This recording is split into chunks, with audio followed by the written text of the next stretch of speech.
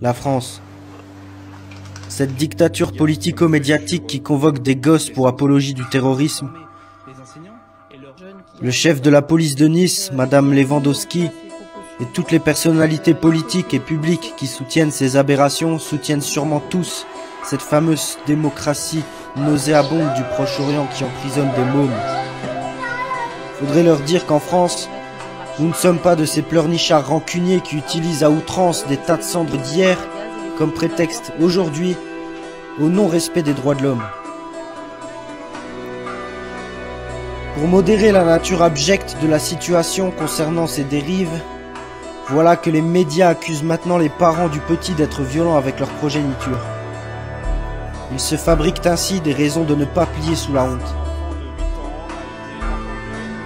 La France, où la mentalité prônée est celle qui voudrait qu'un enfant soit un adulte, que les hommes soient des femmes et que les femmes puissent être des hommes.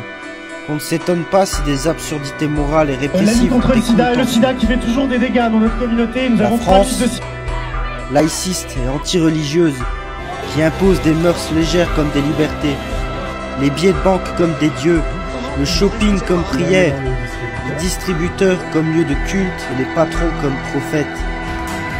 Ces fidèles sont à poil sur Énergie 12. La France, ce pays qui forme des cons et qui vante l'attitude du chien de garde dans sa population pour que celle-ci se nivelle par le bas, dans la suspicion et la délation de ses compatriotes entre eux pour des raisons idéologiques ou religieuses.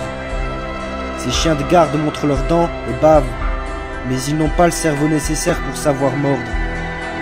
Mais malheureusement, ils gagneront.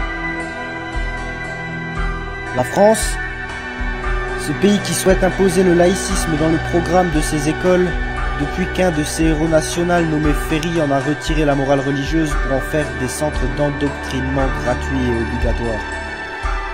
Je cite Jules Ferry, connard du 33e degré au Grand Orient de France, j'ouvre les guillemets, il faut dire ouvertement qu'en effet, les races supérieures ont un droit vis-à-vis des races inférieures. Fermez les guillemets. Que dire de plus ?